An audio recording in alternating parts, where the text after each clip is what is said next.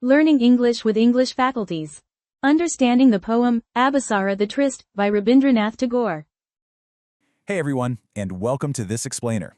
Today we're diving into an absolutely beautiful and profound poem by the legendary Indian poet Rabindranath Tagore. It's called Abhisara, which translates in English to the Tryst. Whether you're a student studying this for the very first time or just somebody who appreciates a truly great story, we're going to walk through the poet's actual words, line by line, and break them down so they are incredibly easy to understand. To make things super easy to follow, we've broken this down into 6 parts. 1. The monk and the dancer. 2. Part 1. The stormy night. 3. Part 2. The tragic spring. 4. Visual and auditory imagery. 5. Light and season symbolism. And finally 6. The true meaning of beauty.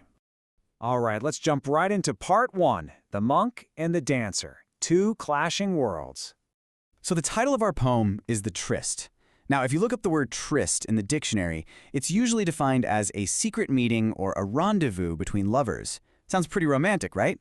Well, Tagore is actually using this word with a clever touch of irony, because as you'll see, this is definitely not your typical romantic date. Instead, it's going to be a deep, spiritual encounter between 2 people who literally could not be more different from one another. Let's meet our first character. He's a young man named Upagupta, and he is an ascetic. This is a super important word to know.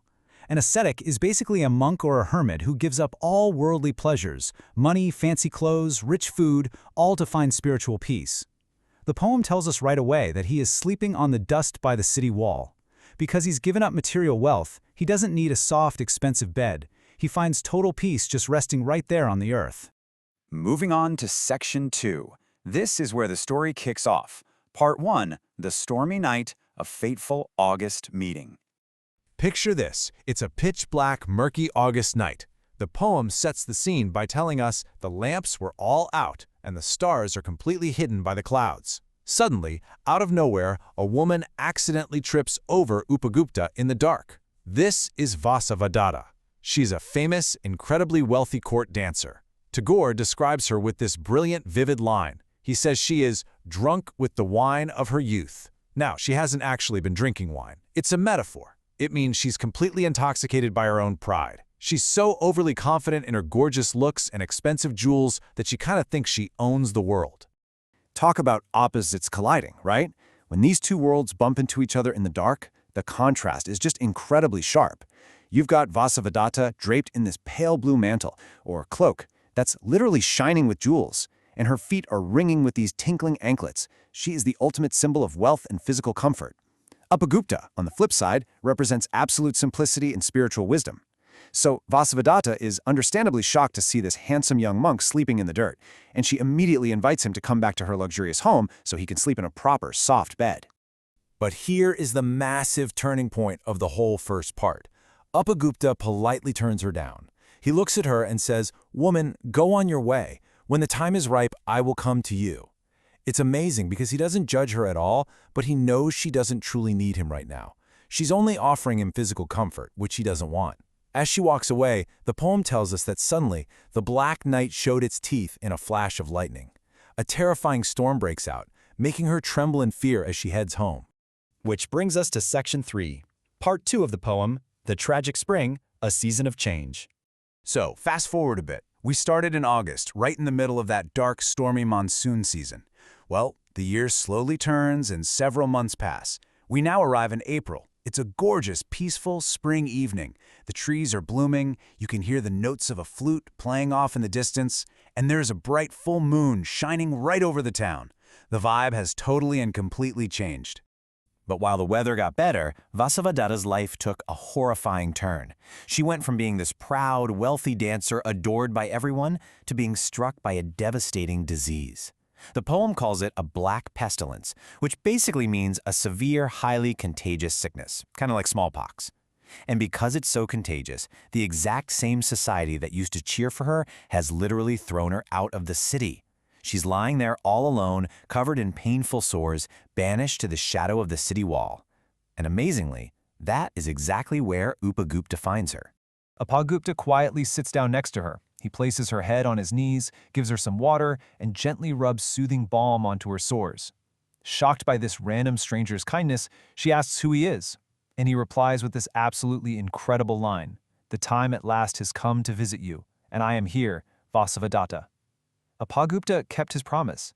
You see, the right time wasn't when she was rich and proud and showing off.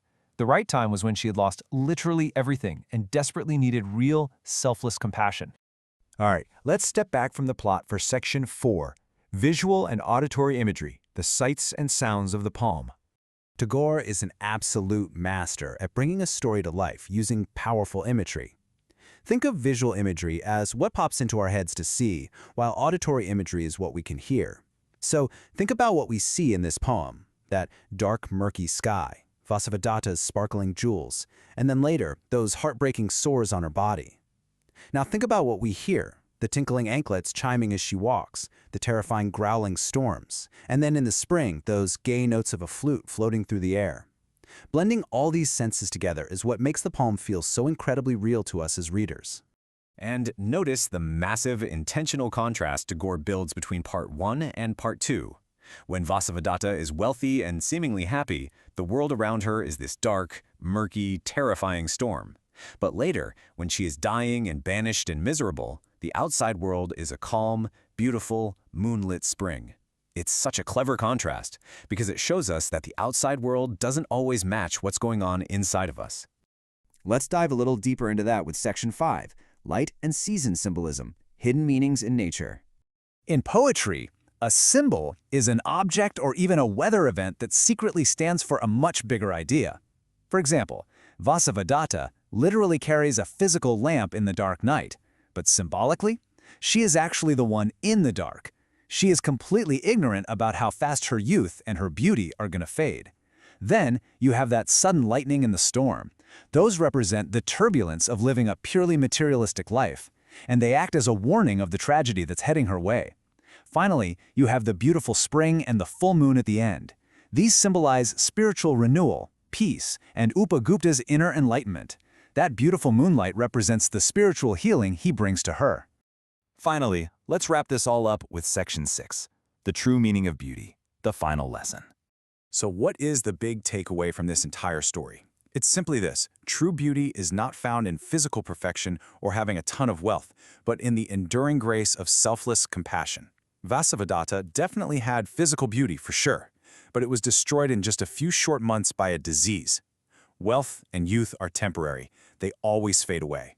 But Upagupta, he possessed a spiritual beauty, a totally selfless love for humanity. And that kind of beauty stays constant. It brings true light to the darkest moments of a person's life. I want to leave you guys with a question to chew on. When is the right time to show compassion to others? Upagupta waited until Vasavadatta was literally abandoned by everyone else on earth to show her his unconditional love. It really makes us wonder how we can look past superficial appearances in our own everyday lives and actually be there for people when they truly, desperately need it most. Thank you so much for joining me to explore this incredible poem. Keep learning, and I'll see you in the next explainer.